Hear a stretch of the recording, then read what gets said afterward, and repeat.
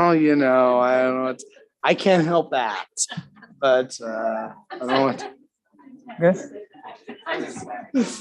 It is a little bit. All right, well, welcome to the June 28th meeting of the Mccsc Board of School Trustees. We hope that everyone's summer's going well, that teachers are enjoying their time off, and that students are also enjoying some time in, well, hopefully not indoors too much because it's been so warm, but we hope that everyone's enjoying the month that we've had so far. We ask that you please come to order. Tonight, we will begin with a project hearing. I hereby declare this hearing open. Mr. Kenny, you may proceed. Good evening, President Schur, Dr. Oswald, members of the board. The purpose of the project hearing is as follows. Pursuant to Indiana Code 2026-7, before a school corporation finances more than $1 million to build, repair, or alter a school building, it must hold a public hearing at which explanations of the potential value of the project to the school corporation and the community are given. The hearing is open to the public to comment. This public hearing and the adoption of 2 resolutions are the beginning of the legal process for the 2022 GO bonds, general obligation bonds. The 2 resolutions are Resolution 2022-09, Project Resolution, and Resolution 2022-10, Preliminary Bond Resolution. The project resolution establishes the maximum amount to be borrowed, maximum terms of repayment, and the maximum interest rate. This resolution includes renovation and improvement to facilities throughout the corporation, including site improvements, the purchase of buses and technology, and equipment renovations. The preliminary bond resolution authorizes providing funds for the projects. The principal amount of the bonds is not to exceed $13 million. The interest rate is not to exceed 5% per year, and the maximum term of repayment is no later than January 15th, 2028. I recommend approval of the 2 resolutions as presented. All right, any comments from the board? All right, we've set this time aside for public comment regarding the hearing. Has there been any cards received? Cards have been received. No? So when, let me skip over to, we'll now have for our consideration, Resolution 2022-09 Project Resolution. Do I have a motion to adopt Resolution 2022-09 as presented? So moved. Moved by Kathy. Do I have a second? Second. So it's moved by Kathy and seconded by Ross that we adopt Resolution 2022-09 as presented. All those in favor of the motion to approve the Resolution 2022-09 signify by saying aye. Aye. Against no. Any abstentions? Motion carried. Next for our consideration is Resolution 2022-10 Preliminary Bond Resolution. Do I have a motion to adopt Resolution 2022-10 as presented? So moved. Do I have a second? Second. It's moved by Ross and seconded by Martha that we adopt Resolution 2022-10 as presented. All those in favor of the motion to approve the Resolution 2022-10 Preliminary Bond Resolution signify by saying aye. Aye. Against no. Any abstentions? Motion carried. This concludes the hearing and I hereby declare it closed. We will now move to the regular meeting of the board. I call the regular board meeting to order. We'll start with setting this time aside to share recent events celebrating the members of our school community, and Dr. Winston is going to share those with us. Thank you, President Schur, Dr. Oswald, and members of the board. Standing by, I saw her earlier. Can you hear me okay? While we're waiting, I might add, we'll have additional conversations about our bonds, but we continue to use the bonds to improve our facilities without increasing our rates to the taxpayers. So we replaced that. And I know that's part of a future conversation, but for people who are listening, I think it's important to know that we actually expect our debt service rate to drop a little bit. So we will make sure it does not go up. I'm just kind of stalling. We'll be careful. But that's important stuff. It is important. And I know that the bond stuff is not always exciting, but it is important to maintain the quality facilities we have and improve the educational facilities for our students and student learning. Would that be okay if we came back to that since she will be speaking after? Dr. Winston, are you ready? Yes, I am. Yes. You cannot Okay. hear me? So it's, can we, if she talks, can we hear her? Can you hear me? Guessing that's a no. Does she have the right link? She was on there earlier.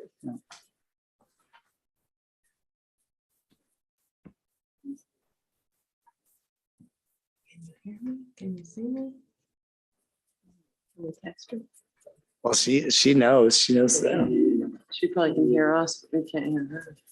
Dr. Winston, you may be muted. You want to try to unmute and speak?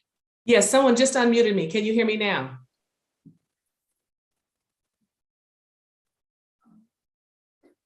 So I'm told that on the online that people can hear and see Dr. Winston from the live link, just to. So well, so should we all go home? I'm joking. We can't. We have a referendum motion that we have to be present for. Well, maybe we should move on to the comments while they work on this. Adam, you want to take a look over there and see what we can figure out?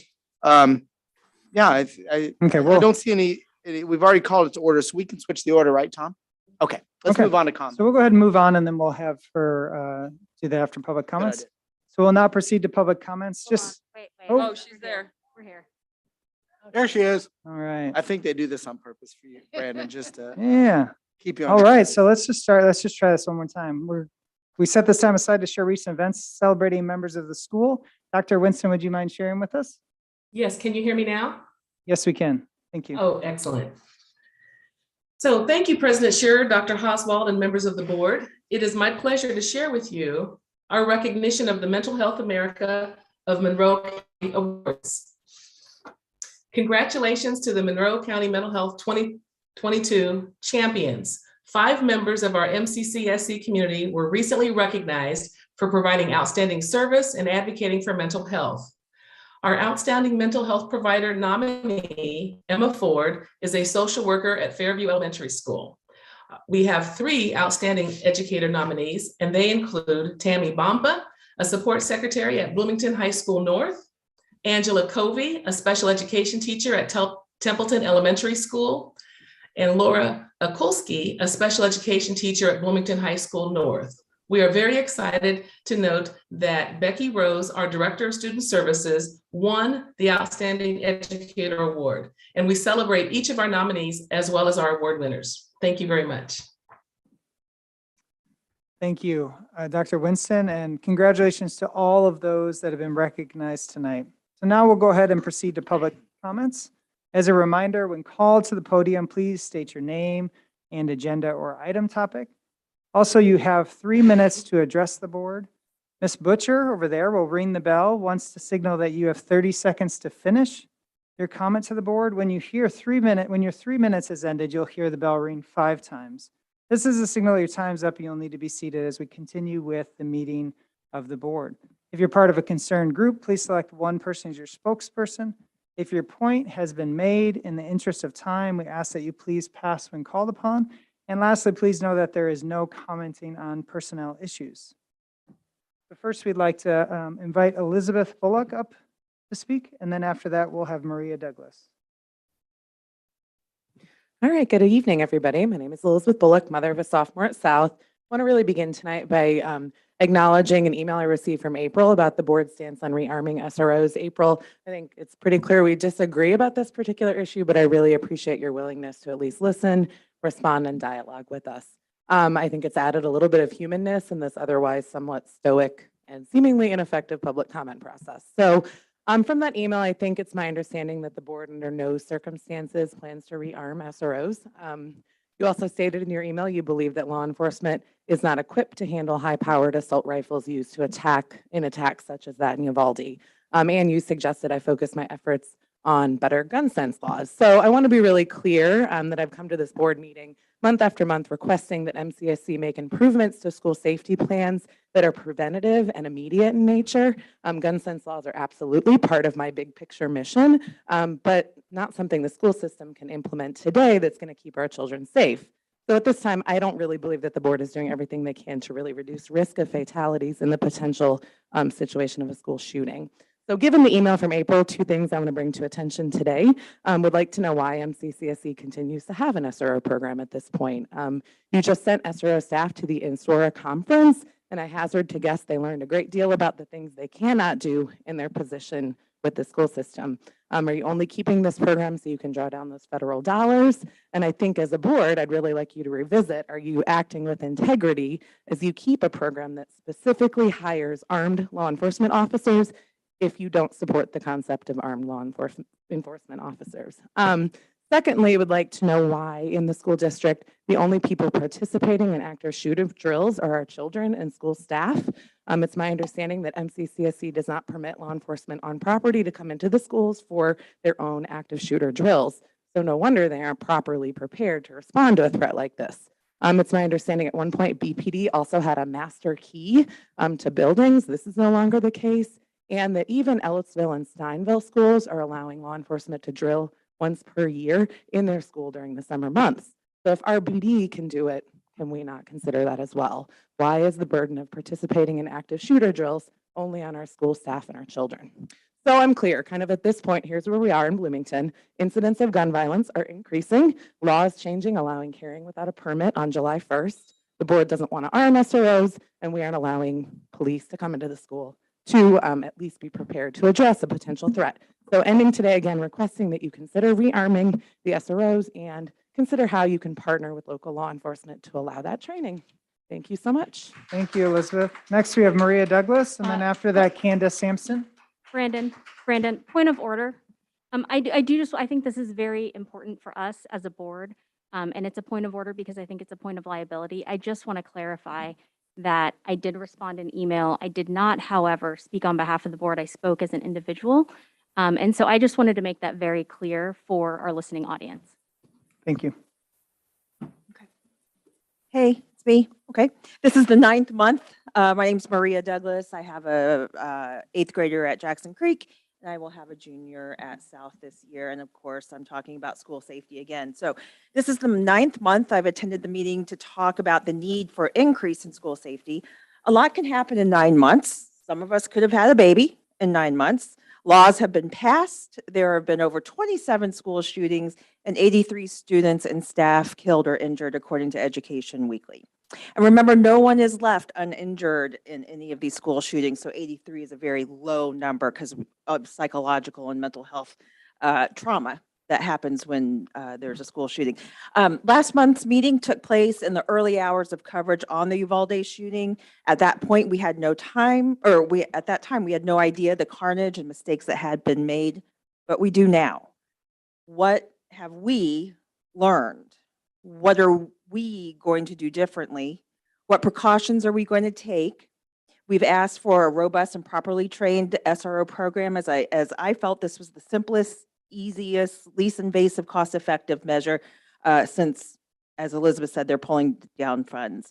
It's been made clear that's not going to happen. So what are we doing? Again, like she asked, are we holding active shooter drills in our empty schools this summer? Are we training our current SROs? Are we collaborating with local law enforcement? Are we building relationships, creating tactical plans? Are we working on transparency and timely communication with faculty and staff so they can act or instruct according to the situation?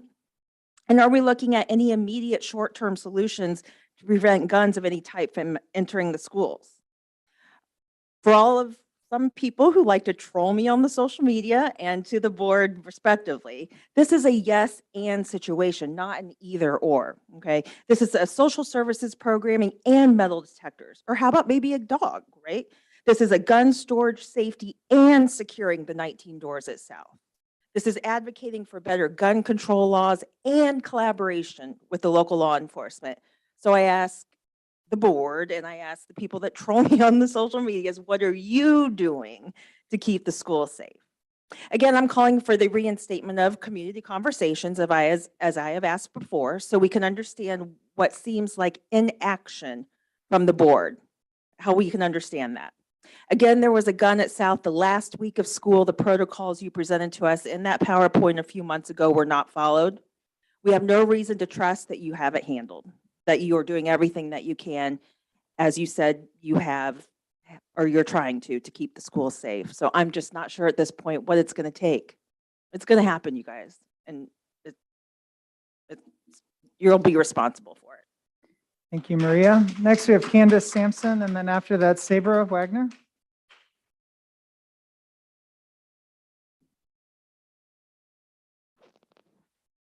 Good evening. My name is Candace Sampson, and I say this with respect and acknowledgement of the time and effort that you put in and the work that you do in our community. There are many parents from all political persuasions and differing viewpoints that can agree on at least one thing. We are unhappy with the way the board is handling issues and operating. Parents feel blindsided, ignored, placated, and not represented by this body of members. We are wise to tactics like the misleading and flawed survey used to help justify an already decided outcome. We are wise to plan publicity stunts that tug at heartstrings occurring just ahead of a new policy you want to implement. Parents deserve a true voice, true input, and true transparency. Parents want to have a meaningful dialogue on problems, solutions, and issues impacting their own children. Parents and local residents are the ones that put you in those seats that you're sitting in. And when leadership disrespects parents and taxpayers by not being honest and transparent and trying to play smoke and mirror games to get policies implemented, and when members don't stand up for what is right because it may not be woke enough or politically popular, that's when people start to realize that the only way to be heard or have changes that they want made for their children's education and future is to fill your seats with people that will actually listen to all parents. There's a whole list of issues, like rearming SROs. That's pretty popular with most parents, yet you unarmed them over a year ago with essentially no parent input, and you have ignored groups that have been in front of you numerous times speaking on this extremely serious issue. Look how many parents showed up to take the masks off our precious children's faces.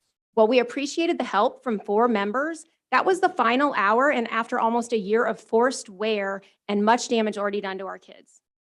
You ignored bus drivers' repeated pleas and completely lost our trust by passing the start time plan so quickly and unanimously, despite many real concerns from the parents and members of this community.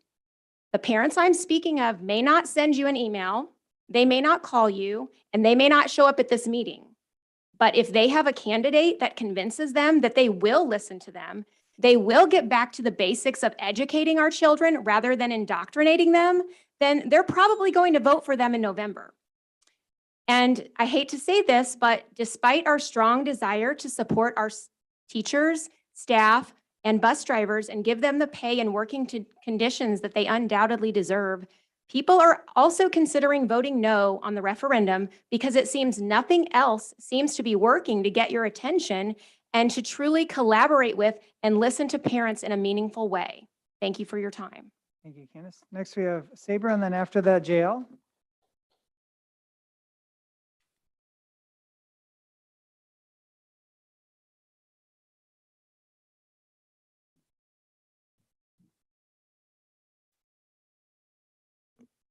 Hi, my name is Sabra Wagner, and I'm going to be a senior this fall at Bloomington High School North. I have returned today due to the lack of prioritization on the issues that were brought to the board's attention during the last board meeting. Even after the comments that were made at the last meeting, little was done to change the policies that are currently not protecting students of color at MCCSC. In my previous comment, I asked for the bullying policy to be adjusted. This would include an appropriate investigation into incidents and consequences to go along with, protections for those who report incidences of racial discrimination, data collection specific to racial discrimination occurring in schools, and a statement given against racial discrimination with accurate definitions and a plan of action for the upcoming school year. This statement should be specific about racial discrimination and the actions required to change the culture at MCCSC schools. Collaboration, transparency, communication, and student involvement are essential for developing a statement and policy that will adequately address the needs of students of color. I understand that creating a policy takes time, and throughout the process, there should be consistent communication. Before the school year starts, something needs to be in place to ensure students of color feel safe returning to school. Thank you. Thank you very much, Sabra. Next, we have JL Davis.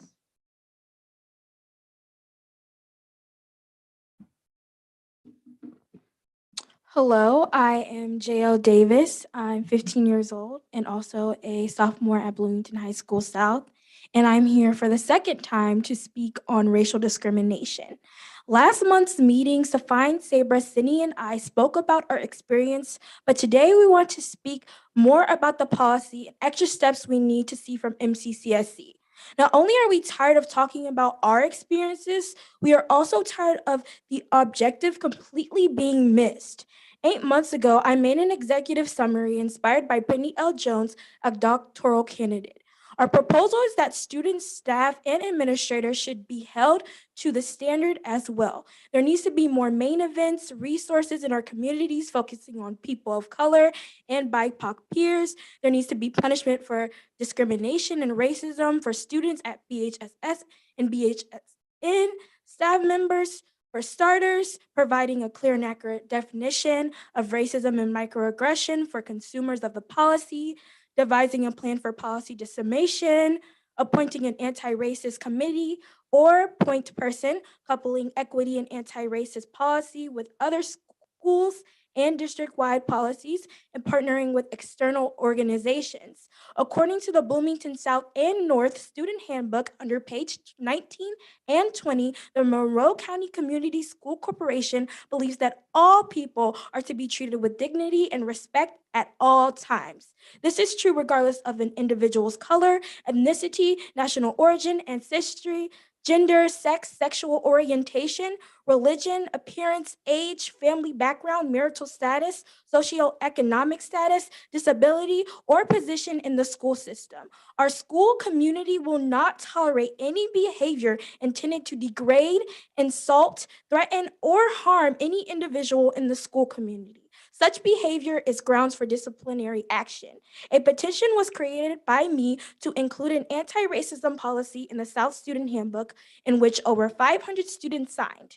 Students deserve affirming and safe school environments that celebrate them for who they are and provide robust opportunities to learn. There is no way, again, me, 15 years old, have to be speaking on the same thing over and over again. It is your job to come here and serve the community. Thank you. Thank you, Jill.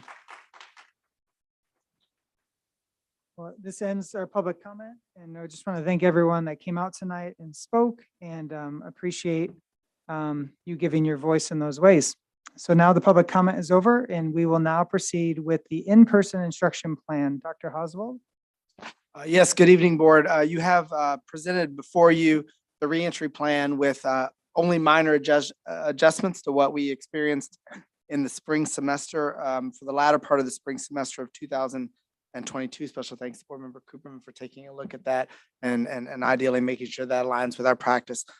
This is a requirement of ESSER 3. We currently receive $16 million in funds, but as a condition of that, we must present to the public the reentry plan every 6 months and allow for comment. So no action is required by the board, but we do have to provide this placeholder for public comment. And I do believe this evening, no one has signed up to speak on the reentry plan. So with no cards, I'll just turn it back over to you with a brief explanation of the reason why this part of the hearing exists on our agenda every 6 months through 2024. All right. Thank you, Dr. Oswald. Hearing that there's no comments, we now conclude our semi-annual required review. Next, Dr. Winston will update the board on the progress of the anti-racism policy. Thank you, President Scher. I am very pleased to provide you and Dr. Oswald, members of the board and members of our community with a very brief update on steps that we are taking toward the development of an anti-racism policy. In response to the insightful remarks from 4 MCCSC students who spoke during the May 24th board meeting, the following short-term actions have been taken. 1, a student meeting. Dr. Hoswald, myself, and our Director of Student Services, Becky Rose, met with all 4 young ladies about their personal experiences, observations, concerns, and suggestions regarding the development of a policy to address anti-racism. 2, meeting with an IU professor. I met with Dr. Riley to learn more about her concerns and her interest in supporting the development of such a policy. 3, timeline development.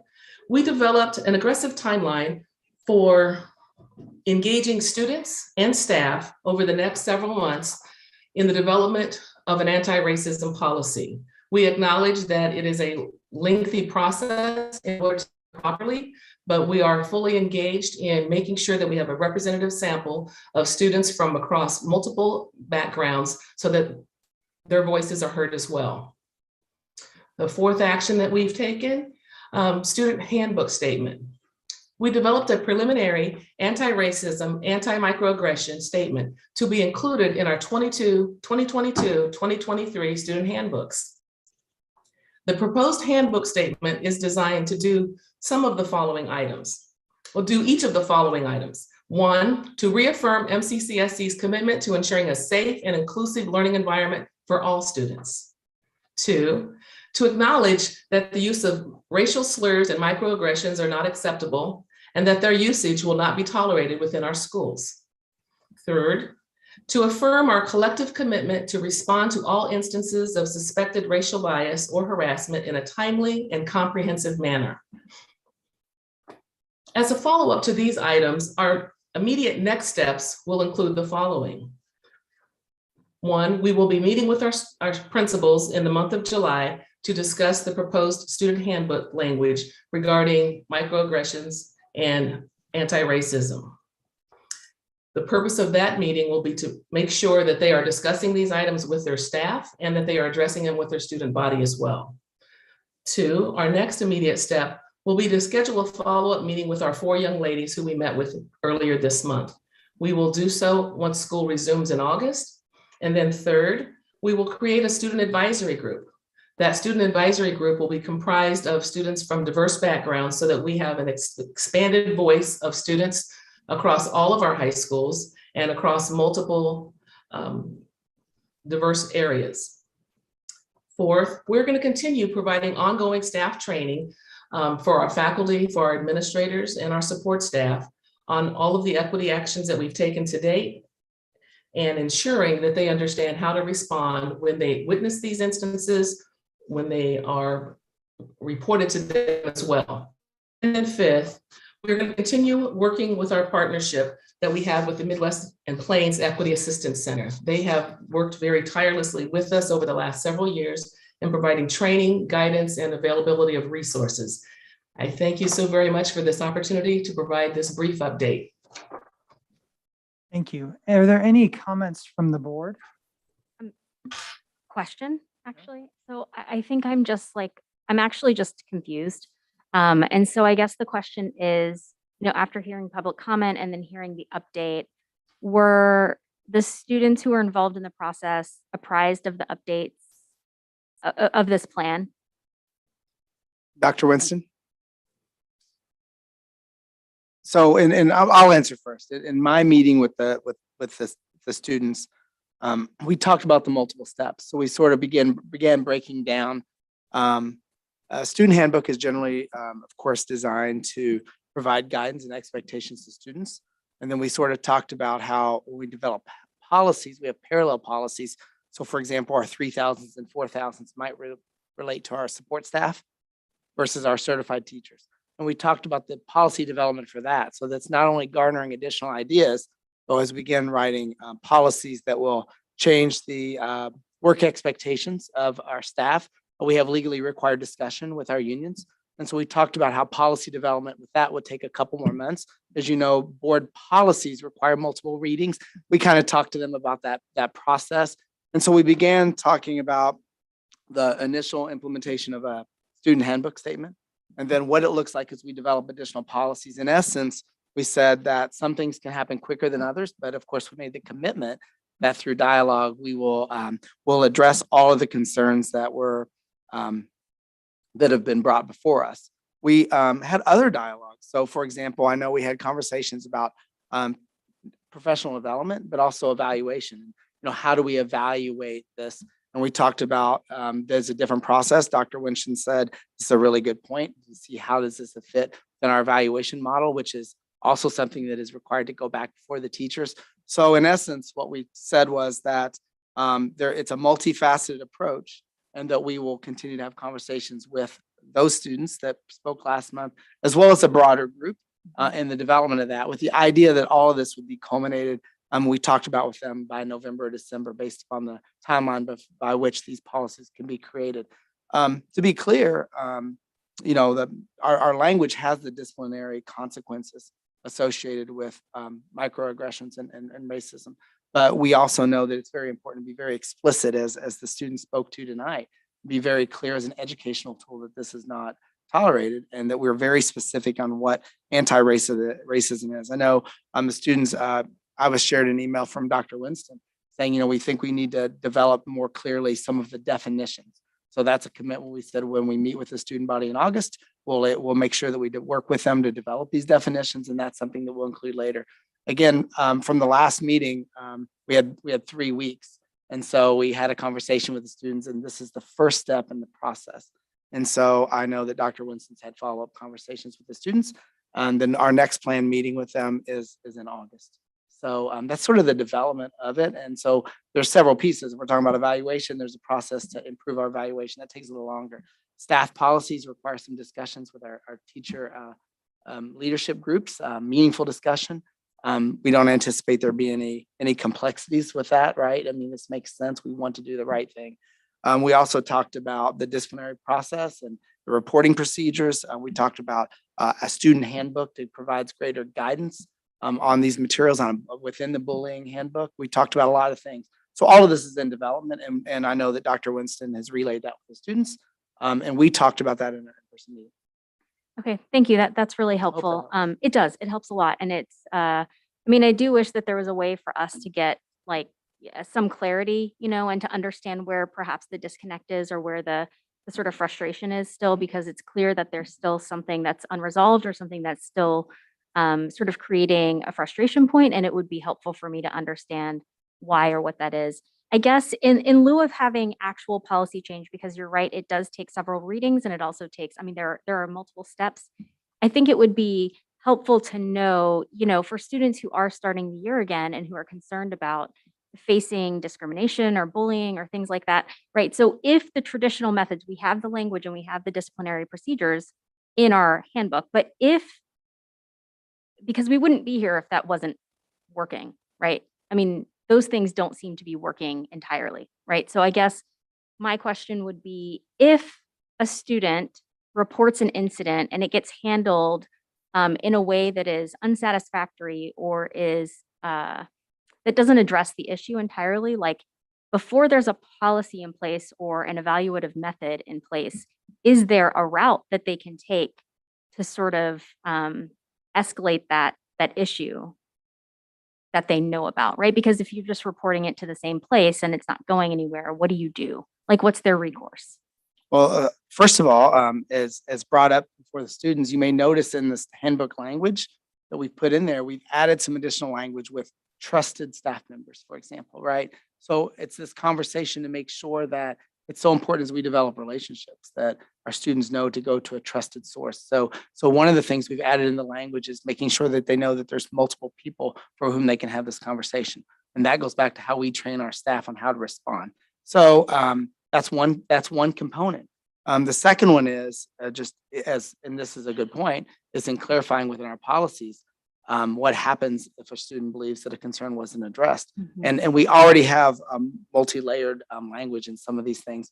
So it is very similar to other situations, right? So whether it's other disciplinary issues, whether it's other type of harassment, right? So there's guidelines in that, and that's something we continue to clarify. And we'll do that as we add educational components with our students to make sure that if they believe they've spoken to an adult and it wasn't resolved, we will begin putting in pieces for what the next steps are. Dr. Winston, I know this is really your bailiwick. You're presenting on this and working. These are just my, conversations and what I took from some of them are, to these students and to the others that were in our meetings. It really, as we continue to have these conversations, we continue to learn more. We continue to identify the barricades, making sure, we've pulled back to look at the number of instances we've had reported over the last 15 years, and it's hardly any. So we've got to make sure that it's being properly coded, as the students mentioned, but also that they're, and, in some of the conversations we have, students said, well, we didn't report it, and we've got to make sure these things are reported. So there's just a lot of pieces I don't want to say to unpack here, right? But it's going to be more than one conversation and one step in a solution if we're going to have depth to it. And we also want to make sure that we have more student voices. We've had students reach out to us, say, we have input we would like to give it as well. So we want to, and our students here agreed to that, and broadening this focus group to make sure that multiple races are included, multiple genders, and that we are reflective of all those things, because we know this is a step, it's a start, but in no way, shape, or form do I anticipate this to be the final product. And that dialogue that Dr. Winston's having with the students will only enrich this more. And so after we get this piece in place, so we've talked about policies, we've talked about procedures, we've talked about handbooks, we've talked about all of these things will get developed over time. So this is a starting point, but it's an important first step. Dr. Winston, I'm gonna turn it over to you for follow, but I'm not trying to cut you off. I want to make sure that we answer your question fully. So, Dr. Winston. Yes, thank you. No, I would agree wholeheartedly. This is a very complex topic, and it's not something that we take lightly. We want to make sure that we do our due diligence by addressing each and every component. One of the things that was most specifically requested and that the board has directed us to work on is the development of an anti-racism policy. And so our goal and our ultimate task is to present to you all within the next 6 to 8 months a very bold anti-racism policy that will be up for your consideration.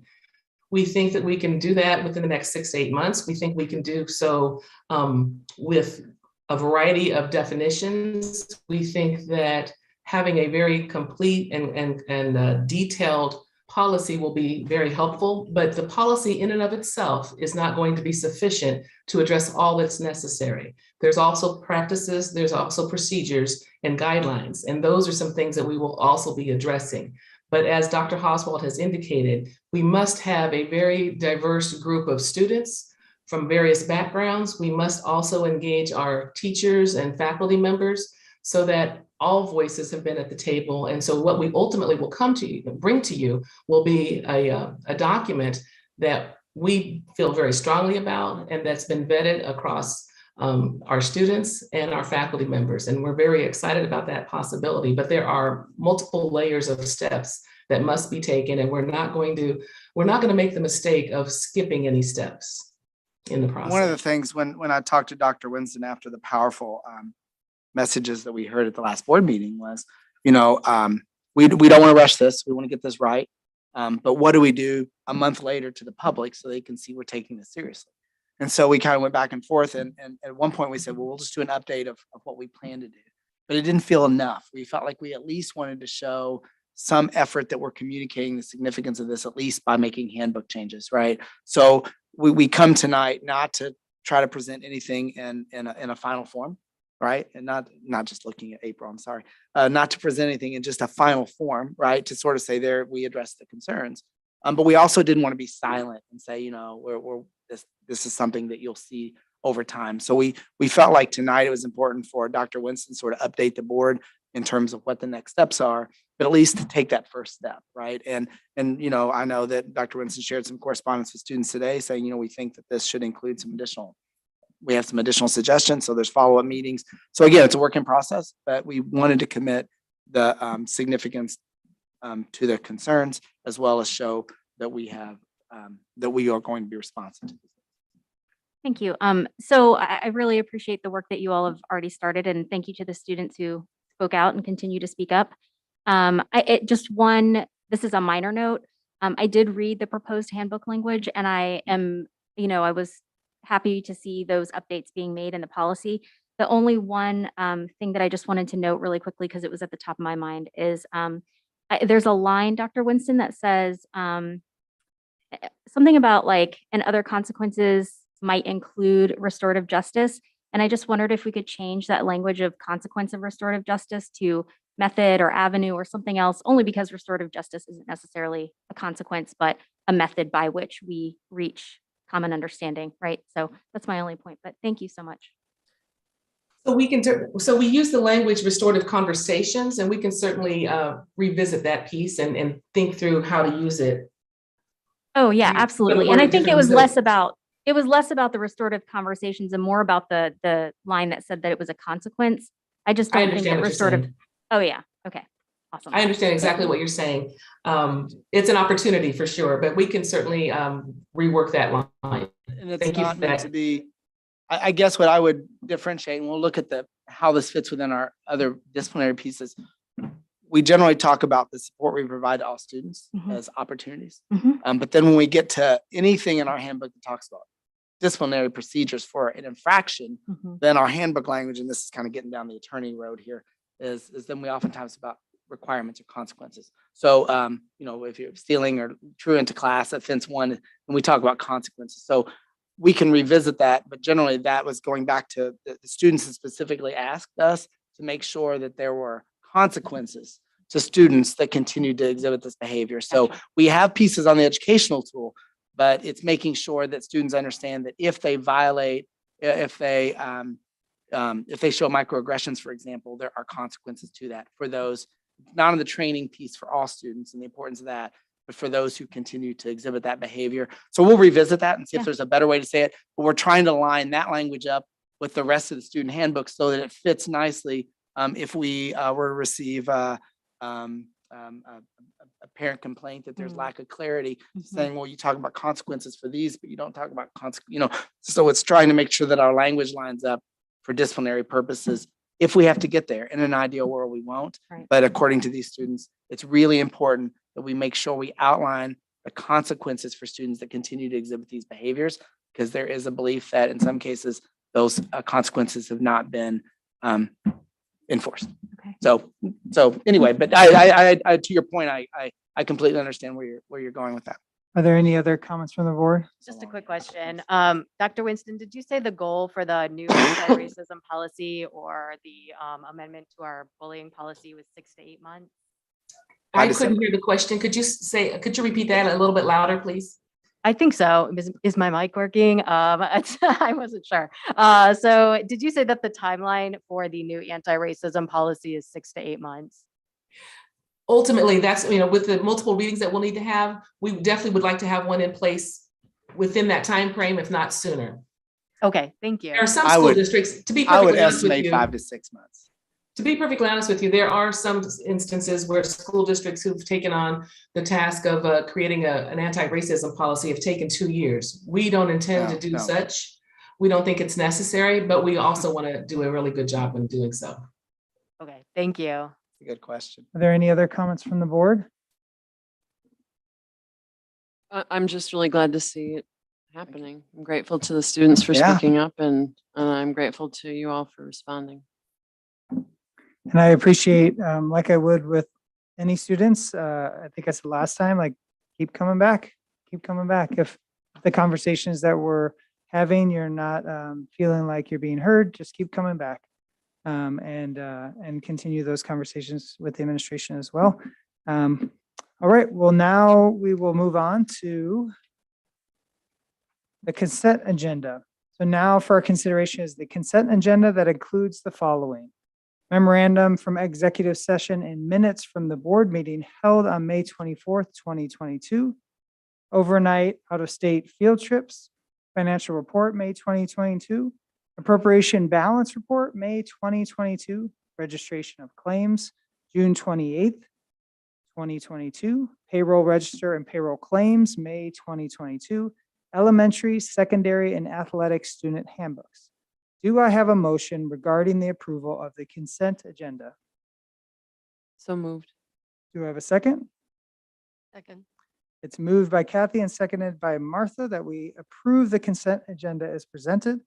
All those in favor of the motion to approve the consent agenda signify by saying aye. Aye. Against, no. Any abstentions? Motion has carried. Next, we'll move on to donations. We would like to thank all of our donors. We have received donations totaling over $4,800. Do I have a motion to accept the donations as presented? Do So moved. I have a second? Second. It has been moved by Ross and seconded by Martha that we accept the donations as presented.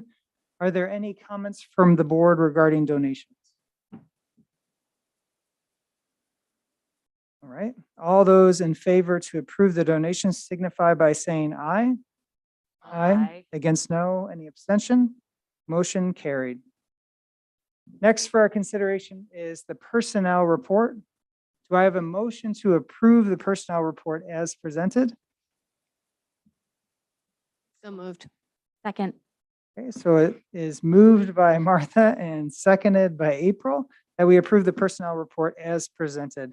Now I will give it to Mr. Trigler. I'm sorry. I don't know how to say your name. Terwilliger. Okay.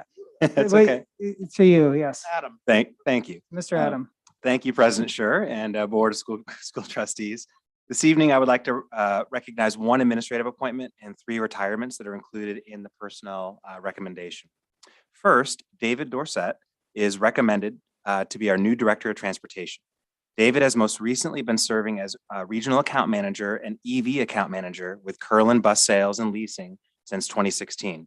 David is currently the primary consultant at Curlin, working with all electric bus fleets in the entire state of Indiana. Through this work, David not only contains a significant breadth of experiences in fleet management, but also a wealth of industry leading knowledge on electric vehicles. And now for our retirements. Susan Huffer, Title I teacher at Grandview Elementary, has been serving the MCCSC for nearly 36 years. Corporation bus driver Teresa Leidy retires after serving our students for over 32 years. And Randy Thacker, lead maintenance, has served MCCSC for well over 35 years. We thank you to all 3 retirees for their many years of service to our corporation, students, and community. We wish you all the best. This concludes the personnel report. I so recommend. Do we have any comments from the board regarding the personnel? Me. You know me. I got to say something. Yeah, go ahead. No, I'm only saying, I read through the list this time and I was so excited to see a couple of my former students being hired as teachers in the district. And that was just like, you know, You're dating yourself. hey, hey now.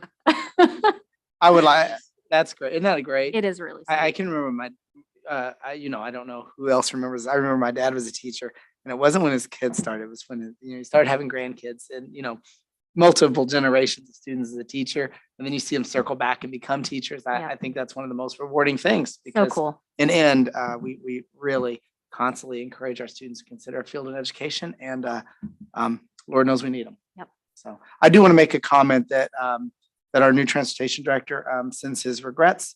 He had a commitment tonight with, he is still working. He reminded me he had a commitment tonight with up in, I think it was Hamilton County, related to meeting with board members and transportation directors on busing. So he said he looks forward to meeting with the bus drivers first and with you in the near future.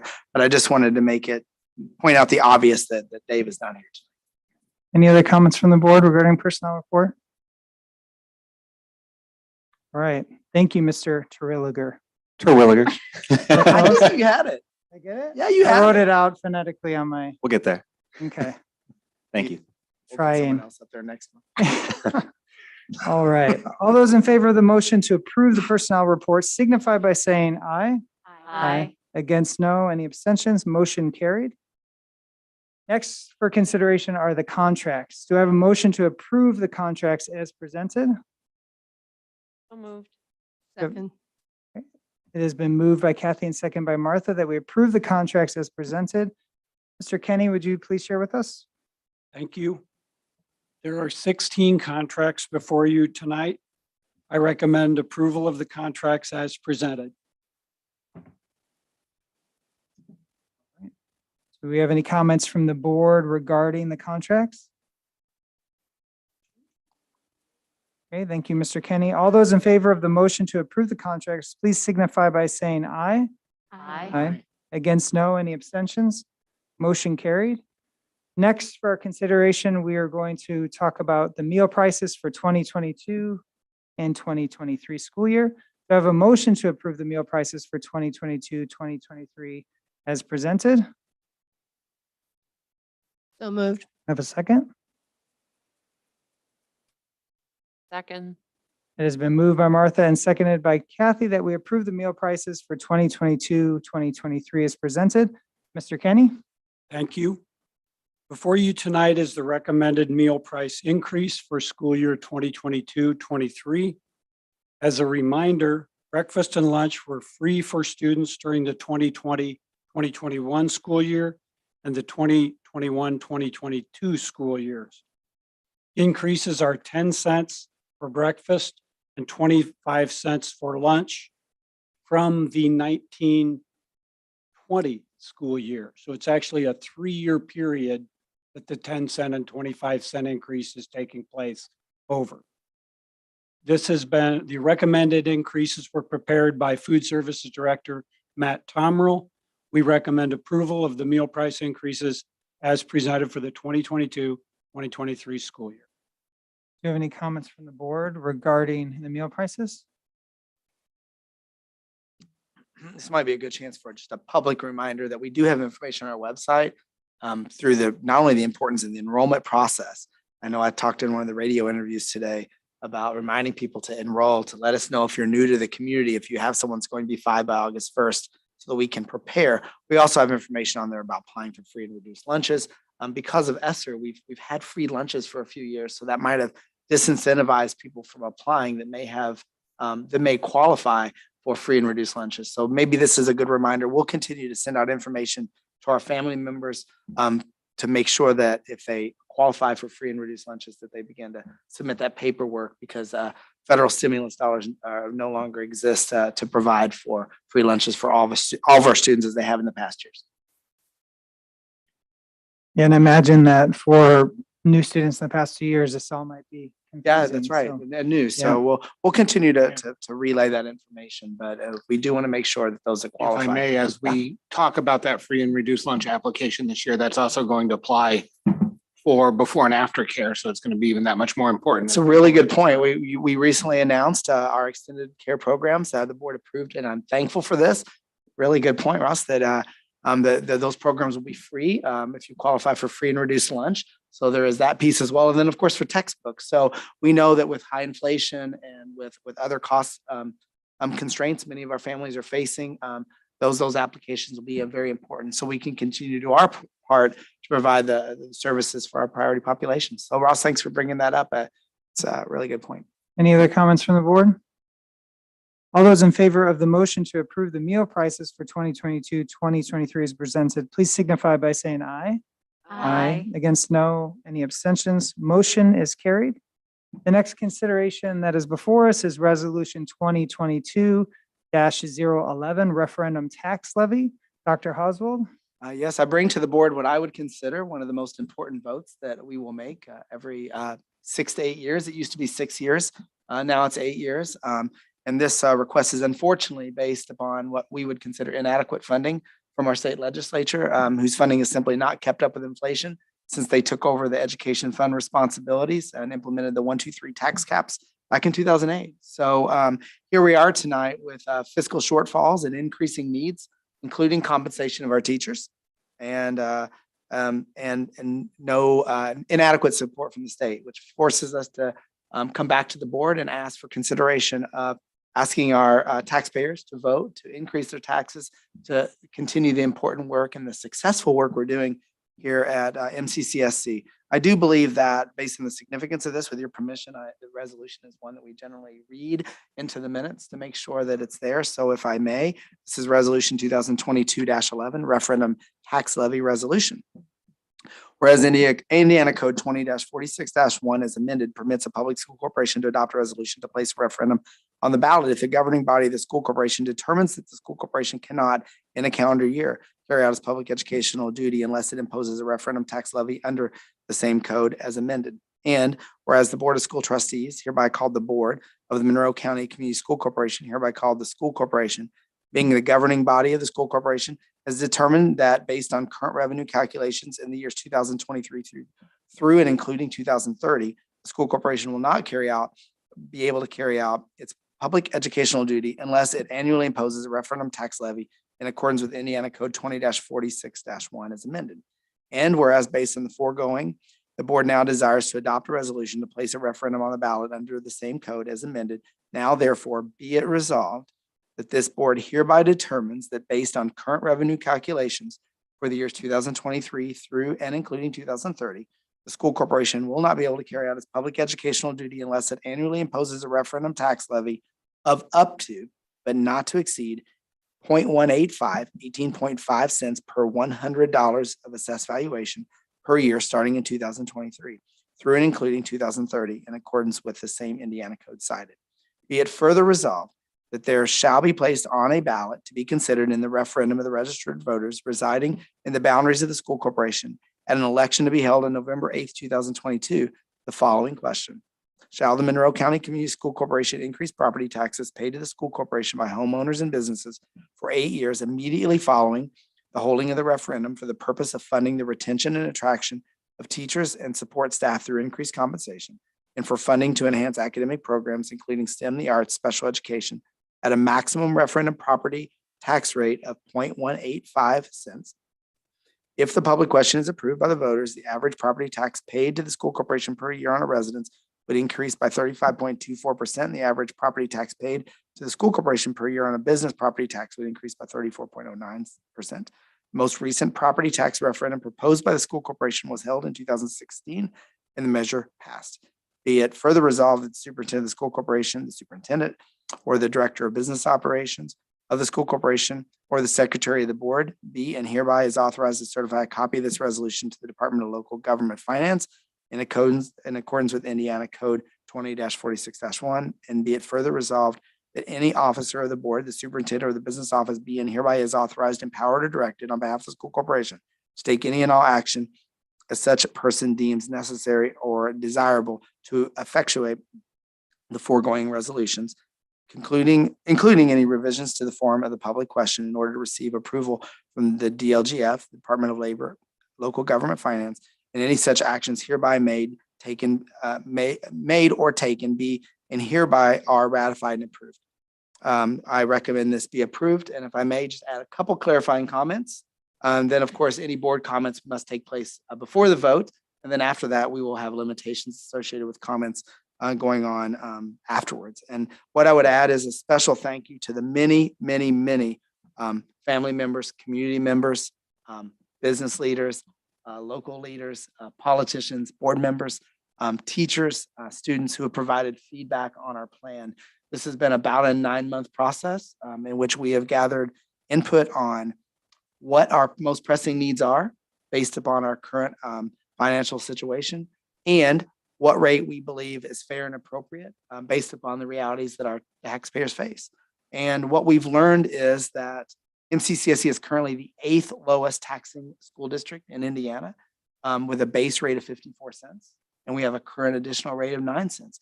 We have talked to our public about the fact that our tax rate, our 54-cent rate will decline next year.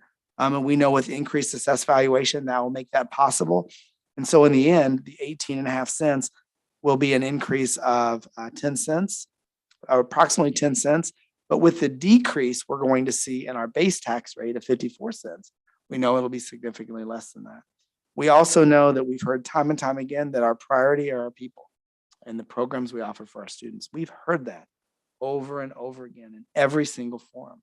We have to take care of our staff. We have to be able to retain qualified staff and to attract qualified staff, including meeting our board's goals of a diversified staff. And we know that our plan is to increase the compensation of our certified teachers by $4,500. And of course, we will bargain that. And we know that when we take that amount and we apply it on an hourly basis for a year-round employee, it's $2.25, which would allow our classified support staff salaries to now have a minimum higher end hourly rate of over $15 an hour. We know that based upon the shortages of staff we've experienced in the past couple of years, now more than ever, we need this. We know that this may be a cost, but it's also an investment. It's an investment because this is helping meet the needs of our school community to further the educational advancement of our students. And we know that for every dollar invested in K-12 public education, there's a return 20-fold on assessed valuation.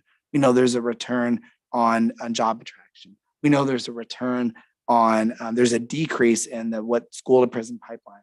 There's a decrease in other societal costs, and there's an increase in graduation. It's unfortunate that we're faced with this situation because of a lack of adequate funding at the state level. But boy, are we grateful that time and time again, the taxpayers of MCCSC have been willing to step up and make up that difference. To be clear, we know that our taxpayers would pay more. We've seen that in our surveys. They say, how much do you need? And what we've done is try to strike a balance by asking for what we need and not a penny more in the rate to meet our minimum needs, to continue to advance our purpose, to continue to make sure that MCCSC outperforms academically in terms of the overall whole child support we provide to students. And we are confident this is that right balance. And we've heard that from our community members. And we are confident that not only is this needed, but it's the right thing to do at the right time. And it will make a difference in the educational outcomes and attainment and opportunities of our students holistically. And so I really want to thank the administrators and the principals and the teachers and students that provided input, the community members that have participated in the forums, board members that all of you attended a forum or multiple forums and provided input, the focus groups to help us arrive at a plan that has not only been transparent, but has also been generated, designed, and has evolved because of community input. So with that, I have no further comments other than I ask the board to approve the resolution as presented. Do I have a motion to approve and adopt resolution 2022-011 as presented? Wait, We'll have comments. I thought you said we couldn't comment after we. A voted. motion, second, comments after Okay. the vote. Okay, good. We're good. Was that a motion or was that a no? I will motion, yes. Second. Okay, so that is been moved by April and seconded by Ross that we approve and adopt resolution 2022-11 as presented. Do we have any comments from the board? No, Go I'm first. pausing to see if anyone else wants to Go talk. first. Come on. Well, this will be, I mean, I've had kids in the school system for a very, very long time, since we got here in 2002. And now my youngest is going to be a senior. And so I've been involved in the referendum campaign since we had the one 2010, 2016. And I just want to encourage everybody to support this referendum. This is the way that we can show support for our kids and for our teachers. It's essential because the state is not doing what they're supposed to be doing. And we have an excellent school system here. So I'm sure that most of the community will come out and show that support. And I certainly hope so. Any other comments from the board? Yeah, I too had kids in the district back in 2010 when the first referendum passed. And I don't remember from 2016, that referendum was much smoother. But the panic that struck this community in 2010 for people who did not have kids in the school system then, when they were coming in and talking about class sizes jumping from 22 to 40 in elementary schools, and just the panic that it put over the school system was just phenomenal. And we would be in that exact situation again. Yeah, we're trying to focus on the positive of Right. Ross, of all the things that we can accomplish with the additional funds. Right. But we've also been clear in our forums that there are consequences if it doesn't pass. Yeah. That means we have to immediately cut $7.3 million. We know we're deficit financing by 2024. We know it'll lead to a reduction of approximately 100 staff members. We know that it will cause our wages and salaries to most likely be capped for several years to right size the ship, if you will. And we know that it can affect programs. So we're trying to run a positive, and we know that in Oh, 2000. absolutely. And it's very and- positive. The and- things that we're doing are Yeah, positive, in but- 2010. But you may notice in the information we've sent out, there's a thumbs up and thumbs down, and that is that if it doesn't pass, we'll be having different conversations. And I think that you're exactly right. People that go back to 2010 most likely remember the funding cuts and the pending things that were on the chopping block, if you will. And you know, I've heard so many people, and of course, I'm 1 year into this. This is my 13th board meeting, and And so I've heard from many people. I see Pam sitting out here. I know Pam and Jenny came and have been heavily involved, and I know they're going to most likely be involved in this one. And, they came in and they're so invested in it. They've spent time meeting with me to educate me on the history of the referendum, the history of funding, how MCCSE in this community supports it, but also some of the trials and tribulations that this community has gone through in the past. So I appreciate people like Pam who have spent time to meet with me, to help educate me and understand the path we've been on to get to where we are tonight, not only in the development of the 2022 referendum, but also in those that were designed in 2016 and 2010. Any other comments from the board? Yeah. So typically when I speak often, what I say here is my way of communicating with the public because I don't have that opportunity often. So sometimes it's things that I've heard, things that I want to bring forth here, things that I want to sort of clarify. You think I would learn because often I speak and then I get misquoted or someone will take something I say and like run with it in a different direction. It happens often enough. And yet here I am. In my organization that I work for, one of our core values is forthrightness. And I try to live my life in that way and to sort of embody forthrightness with a side of compassion. And I just want to say, I've heard a lot of chatter. There's lots of support for the referendum as always. And then there's the sort of other side that we hear occasionally, we heard tonight. And I just want to address that in some way to say, whatever you think about us as a board, me individually, our superintendent, whoever it might be, right? I'm just saying, the referendum is so much bigger than that. The board doesn't profit from the referendum. None of that goes into our pockets. We don't receive any of that money. Nothing, we don't get anything from that except for that we have a school district that continues to run. And as Dr. Oswald just said, the consequences, we try not to sort of to linger on those because we hope that that's not something that we have to face, right? We want best case scenario. But the consequences are so far reaching, and it's not even just our staff and our employees, but it's our students, right? So for people who are considering, as a kind of way to demonstrate their lack of trust in us or whatever it might be, right? Our students are the ones who suffer. Their programming gets cut. Their class sizes get larger because the teacher to student ratio is smaller. These are consequences that are far reaching. They reach beyond this board. They reach beyond, even those 100 teachers, which is massive, but they reach into every home in this district that serves these students. And so I just want, our community who's listening to think about that and to not only vote yes, but to be an advocate for this referendum. And that means talking to your neighbors, talking to those individuals who might come out and say, well, I don't like the school board, so I'm not going to vote yes, right? Because that hurts not me personally, it hurts our district, it hurts our students. And the bottom line is every single one of us is here, whatever criticism we get from the public, because we care about this district and we care about the students that we serve. And so that's where the pain will be felt in our homes, in your homes, all over the district, right? My home included, but I have a great deal of privilege and I want to acknowledge that, right? To take away that education and that access from so many of our students is enormously detrimental. So I just wanted to say that.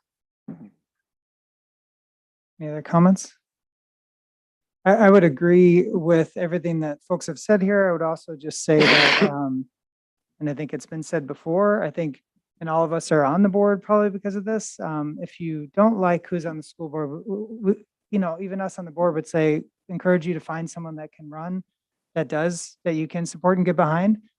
Because I think the democratic process is something that's where your answer and your energy can be put to replace members with others. So I know I'm reluctant to say that because I'm on the board, but I think that's how it's worked. That's how all of us are here. So yeah. I would encourage folks to put their energy in finding candidates that they can support. First of all, reaching out to the candidates and making sure maybe they do support them and didn't know.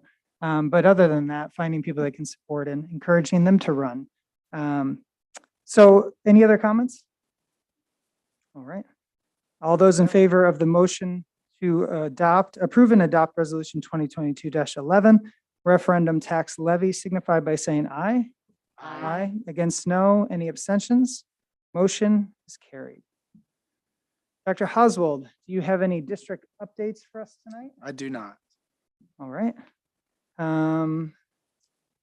We'll move on to any board comments or reports. Does anyone on the board have any additional comments or information they would like to share or report? I have made it to the legislative committee for ISBA. So we meet in July. If any of my board members want to give me any input on that, I am open to it. But I'm excited to be at the table for that as we figure out priorities for School Boards Association going into the next session, which is budget session. I have a January. list. Plus, I mean, you're starting in the middle of a special session.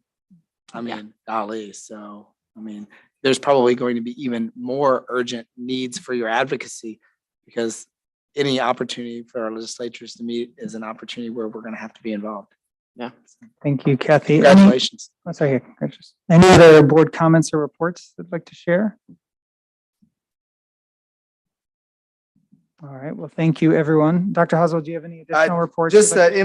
MCCSC is at the fair this week. It's been great. I know that several of you have stopped by. We invite members of the community to come out and join us. Our principals, administrators, staff members are out there celebrating our schools and district. There's an interactive games, there's information, there's calendars and all kinds of questions we can answer. I know I'll be out there tomorrow night. So we remind everyone of that opportunity. I know July 4th, we are closed. You would like to participate in the parade celebrating MCCSC. Of course, that's an opportunity. First day of school. I can't believe Karen's already putting this on here. But just a reminder that the first day of school is August 3rd. We do have a few items to note on that.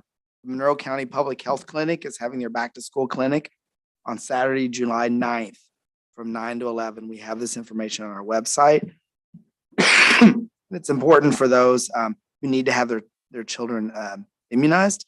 Again, that's the Monroe County Public Health Clinic. Elementary meet and greets this year will be August 2nd, day before school starts. If you're unfamiliar with that, reach out to your school. We have information online. It's a chance to meet your teacher, tour the school, see the classroom, and all those great things. We have school supply lists. We've had lots of people calling about that for all 14 of our elementary schools, and they're already posted on our website. And we also provide them to our community businesses. Finally, on July 15th, families will, that's when we do our rollover. So that's when families will have access to their bus information on Skyward. Of course, we've talked a lot about the enhanced communication and programs that will be coming. We've been doing a lot of trial runs. Actually, I think she just left, but one of the parents said, I've seen a lot of buses, more buses out. And so we have in-person summer school this year.